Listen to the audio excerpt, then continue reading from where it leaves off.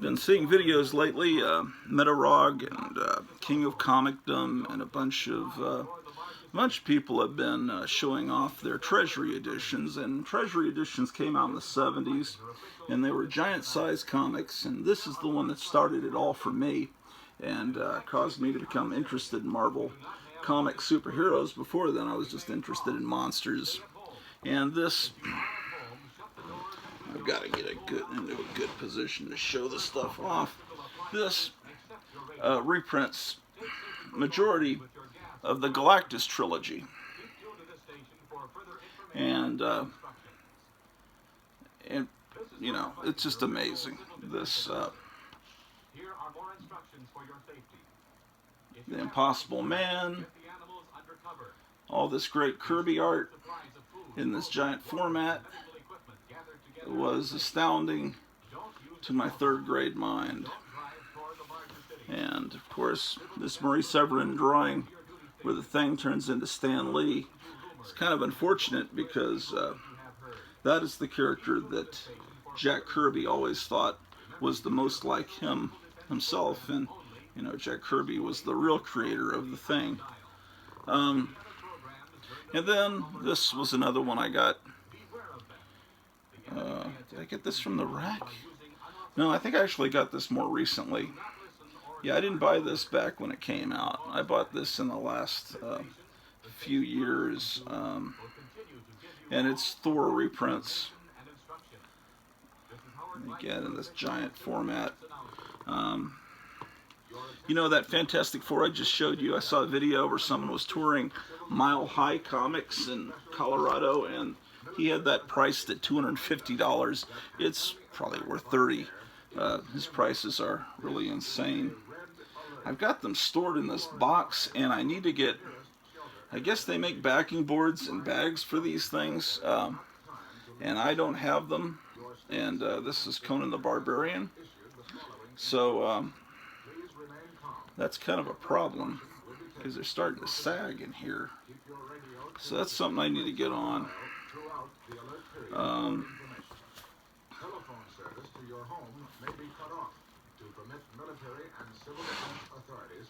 Yeah, I'm going to put these in a different kind of box. I made the decision. I should be showing you back covers because they're kind of amazing. That's the Conan one. And Thor. And of course the Fantastic Four one. Use a portable radio set if you have one. Otherwise, turn up the volume of your radio so that you can in the basement. This is more recent and it's in the Treasury size, but obviously it's not really a Treasury. Okay.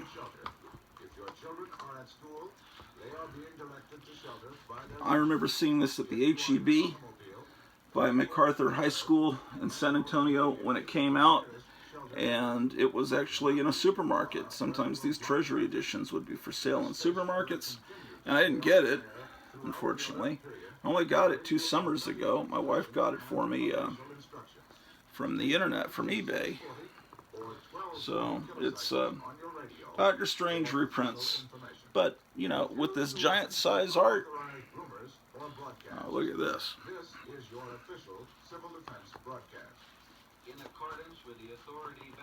It's just spectacular stuff.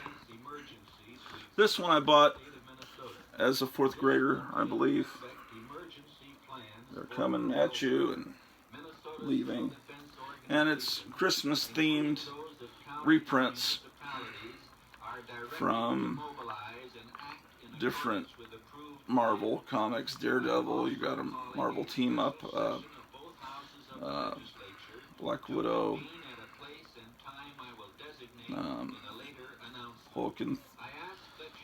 Hulk fighting the Thing, Savage Fists of Kung Fu.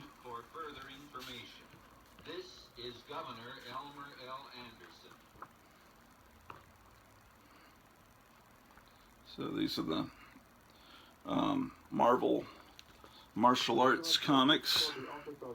And then this was the 75 issue for Christmas. The annual civil defense exercise, of which this broadcast is a oh, and this was great. Captain America's Bicentennial Battles. Peaceful preparedness. We do not expect war. However, And demands. this is just all. Take all necessary measures.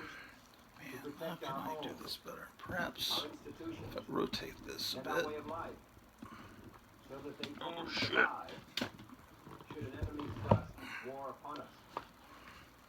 Should the United States ever be subjected to direct enemy attack, Conrad Look at that. and the National Oh, Emergency wow. Broadcasting System will be Bicentennial. vital to our defense. This Thor issue, now that last Thor issue I did get back in the 70s. This one is the one I got more recently at Duncanville Books. And I see it's bagged and boarded, so there are bags and boards of this size. I just need to find them. I'm sure they must have them at Duncanville Books, so I better go there and get some. They like these coming and going covers on these Treasury editions. Howard the Duck reprinted the first issue of Howard the Duck, which was hard to find. It had low distribution, and I still don't have a copy of Howard the Duck #1, and some other issues. I remember this Spider-Man, Sensational Spider-Man, has a Not Brand Eck reprint, and I love Not Brand Eck. Oh, there it is. Marie Severin's art is just magical. And just different Spider-Man reprints. Morbius, when Spider-Man grew extra arms. Looks like it's mainly that storyline. Conan the Barbarian. This is from 1977. So I bought that in Arlington, Texas. I express my appreciation for your active response to the obligation Again, in a free country. Conan reprints. There's a Hulk Treasury. And again, they like to do reverse angle kind of things. Again, giant Hulk reprints.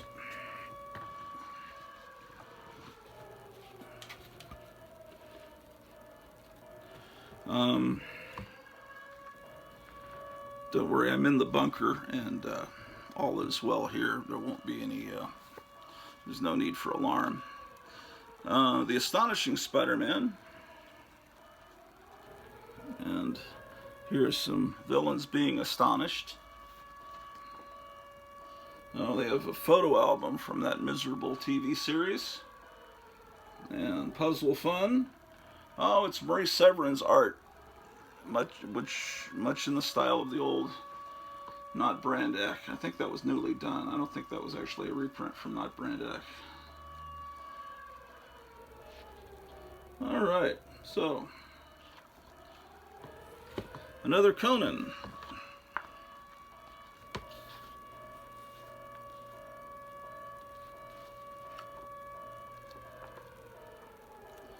Lots of Conan reprints.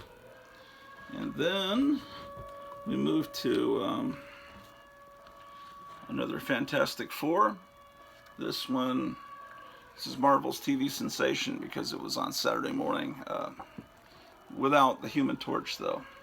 The story that I heard at the time was that they were afraid kids would set themselves on fire to be like the Human Torch. And but then later I heard no, it's because Human Torch was under option to some movie studio. And why would someone want to just make a Human Torch movie without the rest of the Fantastic Four? It's a Battlestar Galactica. Everyone was so excited about that TV show, thinking we were going to have Star Wars on television, and then it came, and after a few weeks, the excitement was kind of over. It wasn't Star Wars. It was years later. Someone told me that it has a lot of Mormon symbolism in it. That Glenn Larson was a member of the LDS Church, and that if you're a Mormon, you get a whole lot out of Battlestar Galactica. Oh boy. So, lots of great Fantastic Four reprints. Damn, great stuff.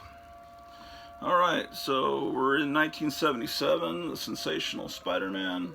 Wait, didn't I already show you this one? Maybe I have 2 copies of this. Do I have the frick?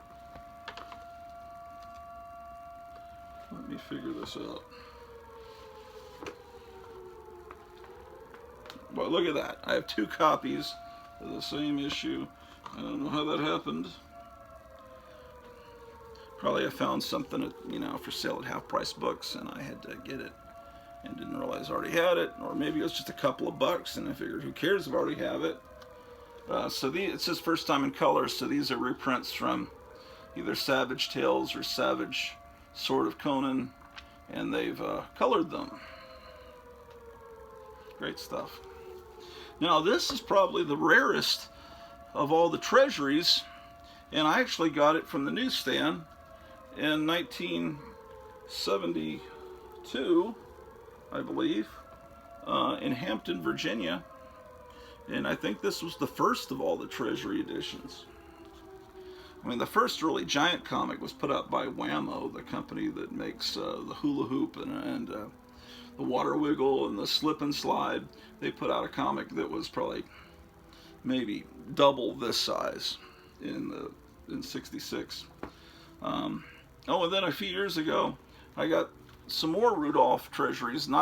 These aren't as rare, from Half Price Books. Actually, I got 3 of them. And I love the artwork, and it's 50s Rudolph comics. In the 50s, DC put out a comic book every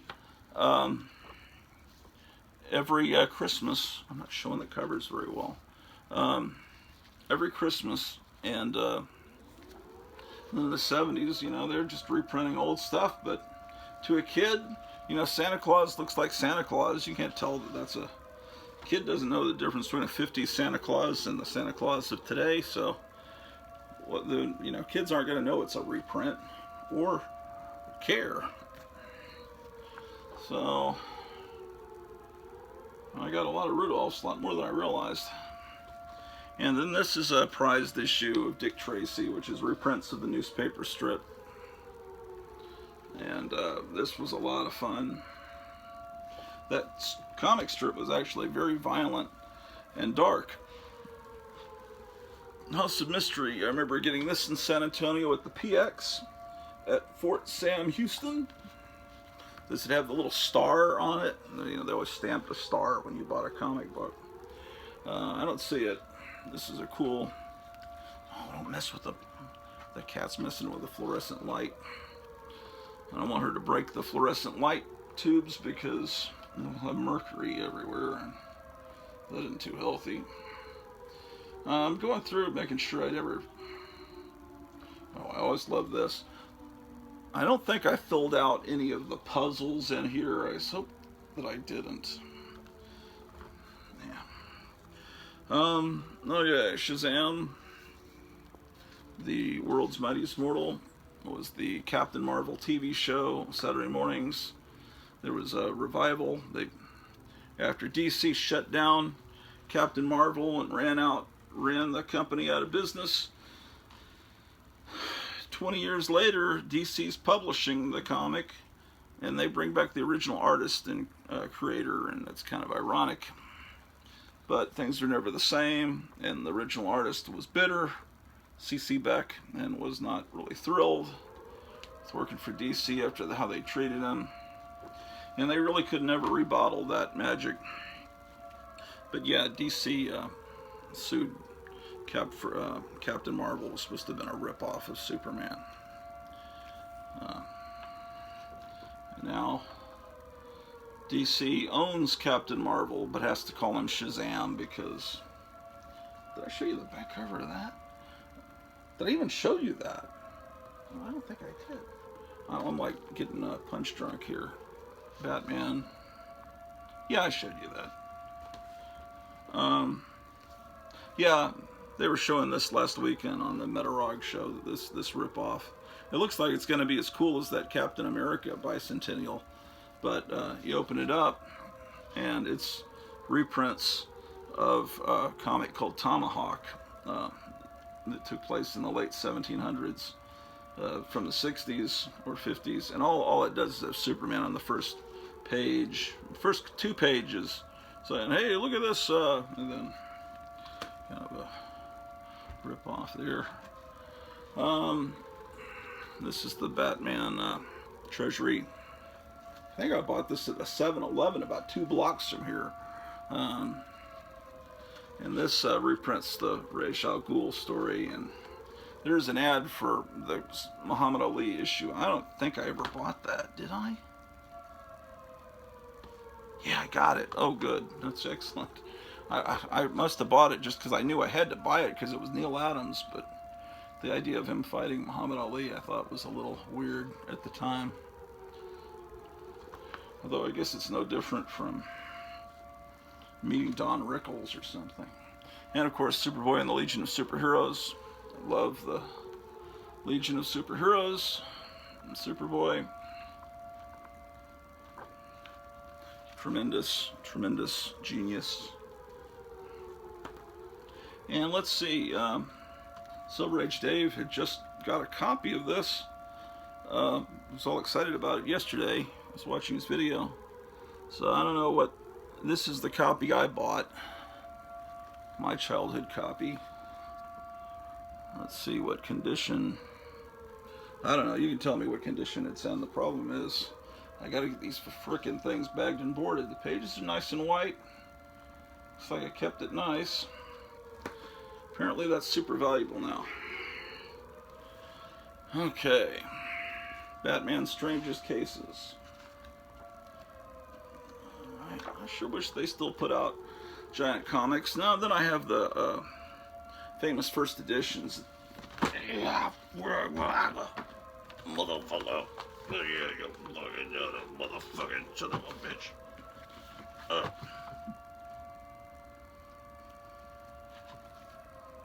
You didn't hear that.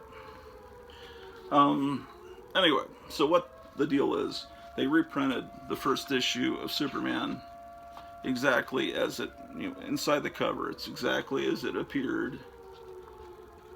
Right down to the cool ads from Johnson Smith and everything. So, my father told me that he remembers having a Superman comic. He remembers this image of the spaceship leaving Krypton. And so I wonder if he actually owned this issue. Even the back cover is the same. And, the ads are the same, the house ads. And there are idiots that, well, there are people that take this cardboard cover off and they've actually sold it to idiots that think it's Superman #1, even though it's almost twice the size, or well, not twice, but bigger than the original comic. This is not technically a Treasury edition, but it's a movie edition for when Superman, the movie, came out in '78. And then same thing here. This is the first issue of Batman. And so, like before, it's all there. I bought these at the time. Looks like I don't have the one that reprints Action Comics #1, but I have both the Wonder Womans. I've got the Wonder Woman. Oh, and look what they did here. They were real slick. They realized people were starting to fool people, so they put the inside cover here, and then they didn't reprint in glossy, on gloss paper, the cover. This is the only cover you get, and that's the back cover, because they realized people were trying to fool people into buying. This is earlier, because they did this one first, so it does have the cover inside. reprint. This is that Wonder Woman's actual first appearance, Sensation Comics. And then there was a Tarzan one. Come on. This is hard on the arms. Leaning forward and showing you this stuff. Tarzan with the Joe Kubert art. Ugh. And here's the Batman.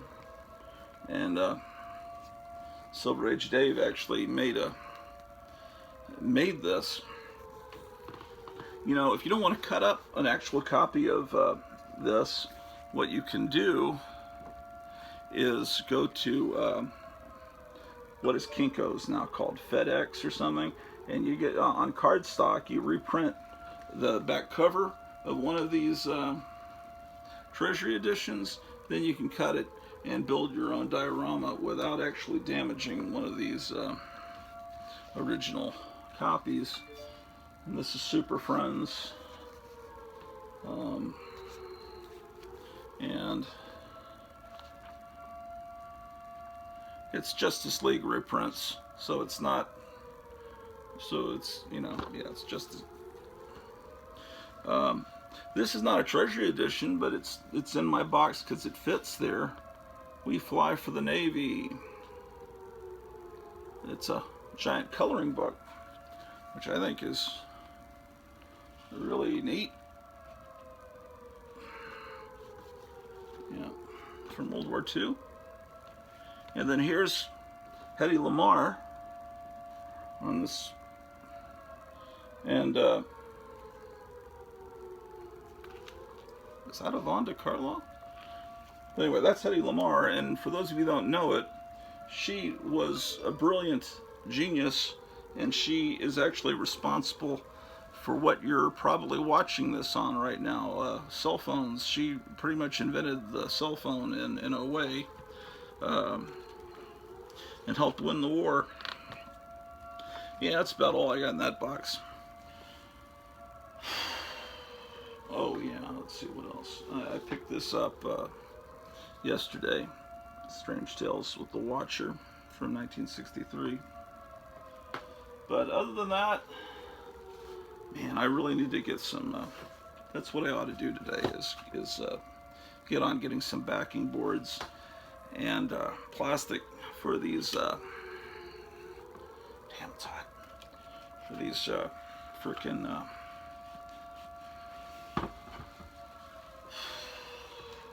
Treasury editions. Alright, well, with that, I guess I'll get ready for the apocalypse.